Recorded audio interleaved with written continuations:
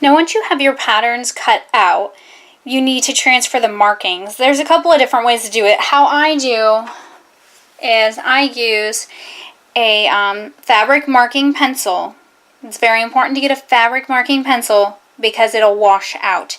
Otherwise, you run the risk of staining your fabric. You can also use a chalk pencil because chalk will just brush off of most fabrics. And you need to transfer your marks. Now, I just eyeball it, but if you want to be more precise, you can stick a pin through the little circles and then draw around the pin. I do a little dot for the small circles, and I do an X for the big circles because I think it's easier to write an X on the fabric than it is to draw a circle. For these pleats here, I have a different technique. So for my technique for the pleated lines like this is to use a ruler of some sort underneath and then go ahead and draw on that line. This will only work for this top part. You need to make sure that you're marking both sides of your fabric.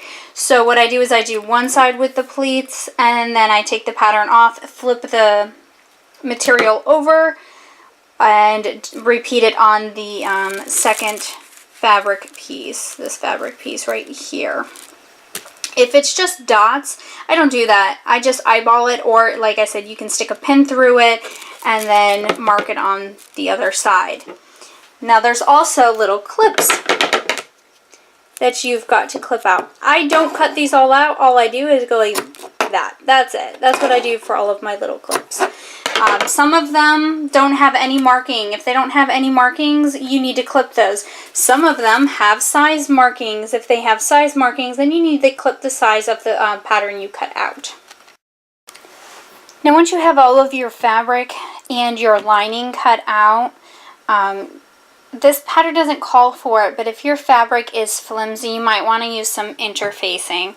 I also forgot to mention in that last little clip, it's not a bad idea to put the number of the pattern on your lining and your fabric. Now I have a confession. I don't typically use lining when I'm doing my cosplays because unfortunately my weight fluctuates by 5 or 10 pounds quite often. And if you don't have a lining, it's a lot easier to take something in or let it out than it is if you do have a lining. There are exceptions. I am doing a lining on this dress, at least on the bodice of this dress, because it's white and it's pretty see-through. This interfacing will also help with some of the see-throughness, but I felt that the lining was necessary. Now, if you've never worked with interfacing before, it has a rough side and it has a smooth side. These patterns are either on a fold or they need two. So what I do is I just fold it in half with the rough sides in because it's easier to work with the smooth side. And I am going to go ahead and cut out all of the patterns on this, making sure that I have enough pieces for the outer fabric only. You do not need this for the lining, and I am only doing this on the bodice. You do not need this for the skirt. Okay, so now that you have your interfacing cut out, I'm going to show you how to put this on. All interfacing has different instructions. It typically comes as a little piece of tissue paper that's wrapped around with the interfacing. You'll want to follow those instructions, but basically they all work about the same. Make sure that you have the same two pieces. Take your fabric and put the outside of the fabric that's going to be showing down. I chose piece number 3, so that was one of the ones on the fold. You're going to go ahead and iron your fabric so it's nice and smooth. Then you're going to take your interfacing. Now it has a smooth side and a rough side. You want the rough side to go down on your piece. Now most interfacing calls for you to use like a damp towel and put that over there and then iron on top. I actually found that if you just take the interfacing, put it down, and iron right on top of it, it works just fine. Now this could be because I live in Florida and it's really humid here, so there's enough humidity in the air that it seals on there nice and good. Or perhaps the seal's not as good and I just haven't really noticed. You can also use like the steam setting.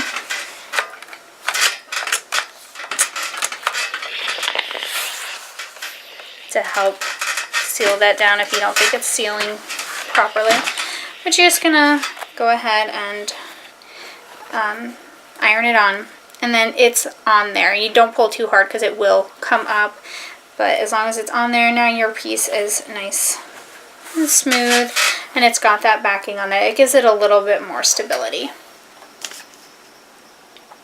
Now that you have all of your fabric, lining, and the interfacing attached to your bodice pieces done, we are ready to get started. For ease, for me, I've stacked my bodice fabric that has the interfacing attached in order with one on the top, and I have my lining over here, which is also in order with one on the top, and my skirt is over here. It actually still has the pattern attached. I'll have to take that off when I get to that. But most dress patterns start with the top, and this is no different. So before we get started, I'm going to explain a few things. First, the very first instruction is to stay stitch the bodice and front neck edges 1/2 inch from cut edge in direction of arrows. And it's got a little picture.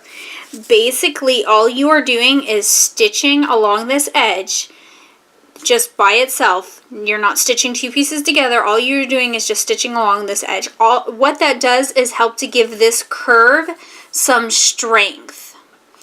So this first stitch, all you have to do is you're just going to stitch that. The second one, you're going to create your pleats, which I will show you how to do. It says here, to make pleats and bodice front on inside, bring broken lines together. Stitch along broken lines, press pleats away from center. Based raw edge. So I will show you how to do that. And this step here will require an iron because you're going to want to press those stitches. Also, if your fabric frays really badly, like mine is doing, you may want to do a zigzag stitch along the outer edge of all of your pieces so that you don't have to worry about it fraying. It's not exactly necessary. I've done many pieces without doing it, but since I don't typically do a liner, I am doing a liner on this one for the top, but the skirt I'm not doing a liner or a slip, so I will definitely be doing that along the edges. It helps you so that you can actually wash it without it starting to fall apart. Okay, so we are going to start off and we are going to baste along the shorter curve like the explanation 1 tells us. It says 1/2 inch, so what you want to do is you're going to line up the edge of your fabric with the 1/2 inch marker that I told you about in the very first introduction video, and then we're going to go ahead and sew.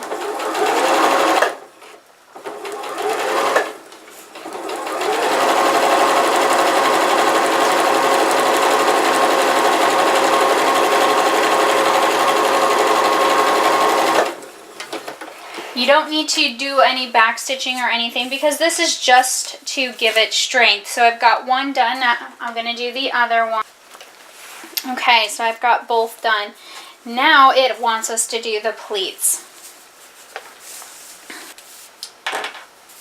Okay, so this is the side that has your interfacing. I've gone over my lines in pen so that you can maybe see them a little bit better. I actually did it in marker. Permanent marker. This is a very bad idea because fabrics bleed inks, and so it bled through a little bit. Thankfully, I'm going to be doing a design. I will just have to make sure that part of my design covers that little ink blot that came through. So this is for your folds. This is the interfacing side. You are going to fold it together so that two of them, the two outer ones, line up. And you are going to pin along this line.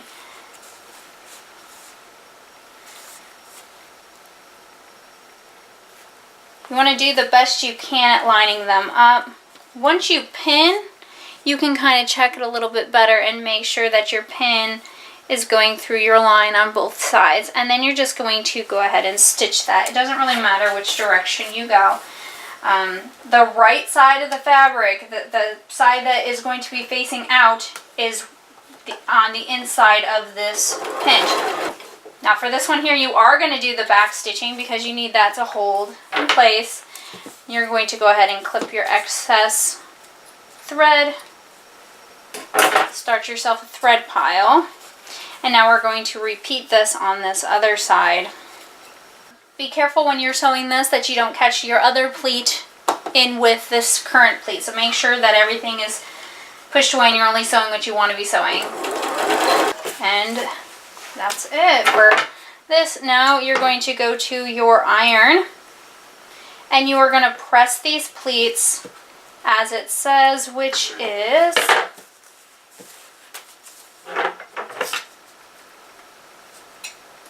away from center. And that's going to give you something like that. Now you're going to repeat this for the other side.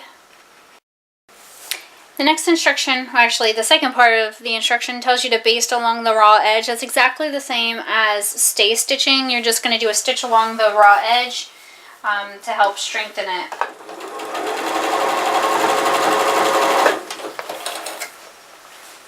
Like so. Repeat on the other one.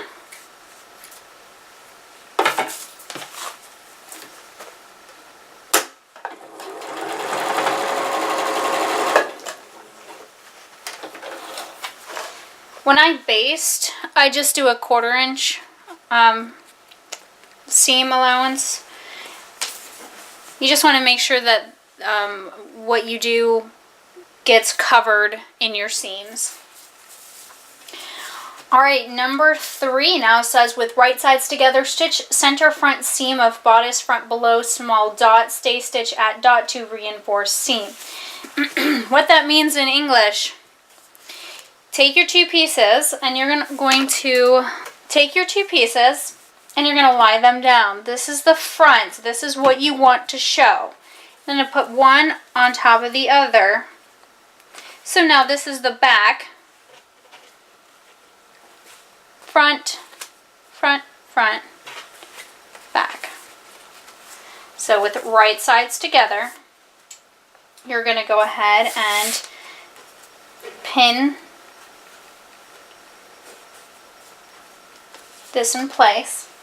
You also have a little dot here. That is one of your dots that you did. So you are going to sew up to this dot and then you are going to back stitch to reinforce. I'm going to do back stitching anyway because then I don't have to tie my knots. And after you've sewn it together, press your seam so you have a nice and lovely pressed seam. Next, you're going to make your neck piece. Now on here, this says neck strap A. I'm doing neck strap A, so therefore I am going to go ahead and follow this instruction. If you are doing the button like the B dress is supposed to have, then you're just going to follow the next set of instructions, which I will look over and see if there's anything I think you need to know. If you are doing A though, you're going to fold your neck strap in half lengthwise with the right sides together and stitch in 3/8 inch seam, leaving end with small and larger dots open. So this is your good side. This is your interfacing side. Interfacing side down. Interfacing side down, you're going to fold it in half and you're going to pin.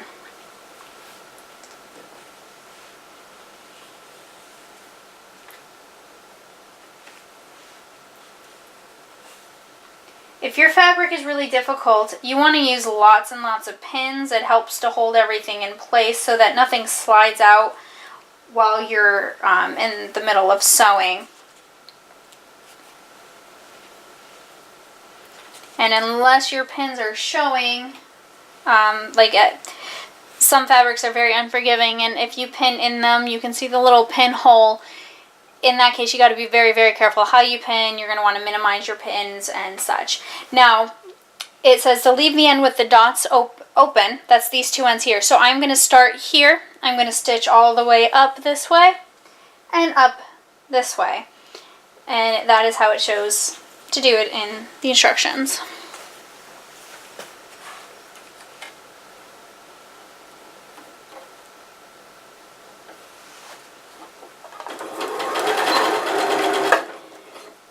Also remember it says 3/8 inch seam allowance, so you are going to make sure that you line your fabric up with the 3/8 line instead of the 5/8 for this one. This is what it looks like once you have it all sewn together. Now, the next thing is to turn the neck stripe right side out, press, and then pin to the upper edges of bodice, matching small and large dots, and having raw edges even, and then basting. Little tips from sewing. If you have a rectangle or a square that you have sewn, if you snip the corner like so, there we go, give you a nice background, like so, it will help you when you turn it. Also, there are little devices that help you turn fabric, and they're like little wire prong things. I don't think they really work. They're not really worth the money. I just struggle by hand to turn things right side out. If it's a super small area you're turning right side out, I will sometimes use a safety pin. Another little tip is once you have your strap turned all the way right side out, insert the scissors inside of it, and very gently you can press out the corners so that they are more square and less rounded. That will give you this here, but be very careful that you don't shove the scissors right through your fabric. So now the next instruction was to press this. So I'm gonna go ahead and press this nice and flat, and then we'll pin it to our bodice. The next step was to press this. So I'm going to go ahead and press this, and then I'm going to repeat this entire procedure with the other strap, and then we'll go ahead and pin to the bodice. Okay, so I have my straps done, and on my strap, I know that the side away from my seam is the large dot, and the side over here is the small dot. So with the right side facing out, your interfacing should be facing your table. I'm going to go ahead and line this up, the large dot with the large dot on this, and I'm going to pin in place. I'm going to do the same for the small dot, like so. I'm going to repeat that on the other side, sew both of them, and go ahead and press. I took a look at the loops and neck strap for part B, and I think it's going to be a little bit too difficult for me to really explain. The only thing I can think of is when you turn those button loops, you'll probably want to use the safety pin method I had told you about. You just basically clip a safety pin to one end only through one piece of fabric. You don't want to go through both pieces. And then you're going to shove it through the inside and then pull it out, and that will flip it right side out. Otherwise, everything else should be pretty self-explanatory and similar to the same. That puts us down to number 11, which says continue as follows for both views. Prepare bodice front lining in same manner as bodice front, omitting reference to loops and neck straps. So what we're going to do now is do everything that we just did. Everything that we just did with the exception of the neck strap, we are going to repeat using the lining fabric. Okay, so now you have your regular piece and you have your lining, and I want you to put them right side together, and then you're going to pin, making sure that you match your seams and your raw edges, and then you are going to sew along the armhole, the shoulder, the neck, and repeat on the other side. Do not sew along this bottom line because we are going to need to turn this out. So we'll pin, then we'll sew. This is what it looks like once you have it all pinned together. So now you're going to sew. It does not state otherwise, so you are going to use a 5/8 inch seam. Okay, so now that you have the arm, the shoulder, and the neckline all sewn together, it's time to turn them right side out. I'm going to use the neckband to aid in this.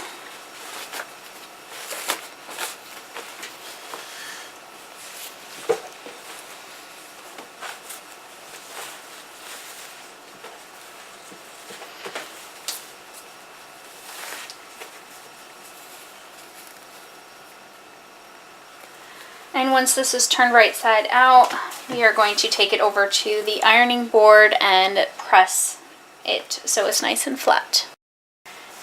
Okay, so after turning right side out and pressing, we are supposed to baste the raw edges here along the bottom and the sides together. And then we need to stitch along the notches in order to gather. We have to stitch between the notches to gather this bottom part here. So first let's go ahead and baste the raw edges.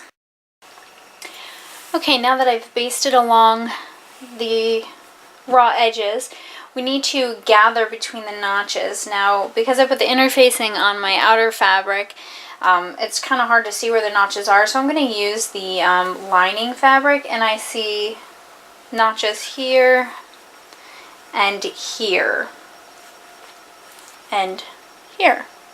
So what it wants you to do is you are going to stitch with a long stitch along the seam line and then a 1/4 inch inside the seam line from notch to notch.